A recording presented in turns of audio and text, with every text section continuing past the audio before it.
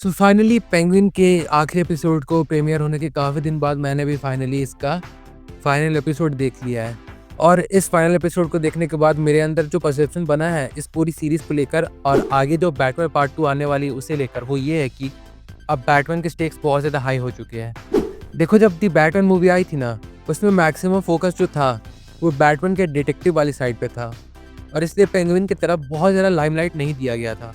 And ये idea कि penguin एक अलग सीरीज़ डिज़र्व करता है, ये सच में एक ब्रिलियंट आइडिया था। और आज फाइनल एपिसोड को कंप्लीट करने के बाद मैं ये बेशक बोल सकता हूँ, I am all ready for Batman part 2।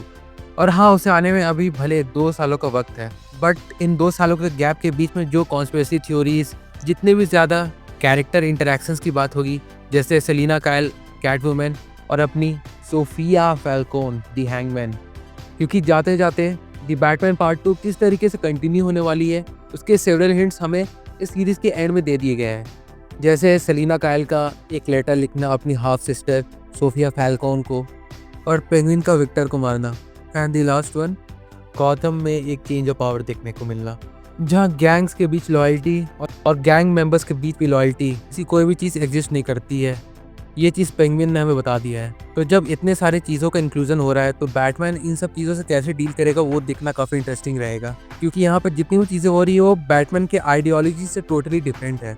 और तो और पेंगुइन तो लॉ एंड ऑर्डर में भी घुस चुका है, जहाँ उसकी पहुँच अब काउंसिल तक हो चुकी है। बस अगर कोई बचा रह गया है तो वो है mayor Bela riyal.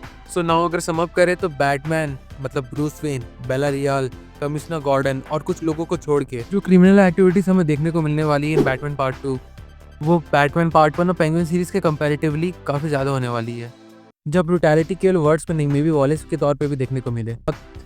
And I must say this, ये इस पूरी सीरीज को देखते हुए पेंगुइन की तरफ लोगों का एक सिंपैथी वाला साइड दिखने लगा था।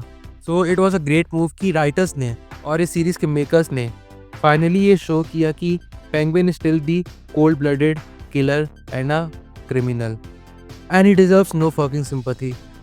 So now let's just wait for 2 years और देखते हैं कि बैटमैन पार्ट 2 में इस फाइनली सिनेमैटिक मास्टरपीस को किस तरीके से कंटिन्यू किया जाता है।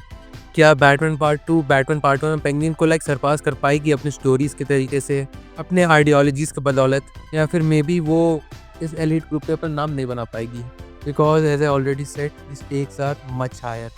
सो let's just wait and watch और देखते हैं क्या देखने को मिलता है हमें आगे। तो वेल, ये था एक बहुत ही ज़्यादा छोटा सा रिव्यू पेंगुइन के फाइनल एपिसोड को लेकर। अगर आपने भी ये सीरीज़ देखी है तो आपको ये कैसे लगी कमेंट करके ज़रूर बताइएगा।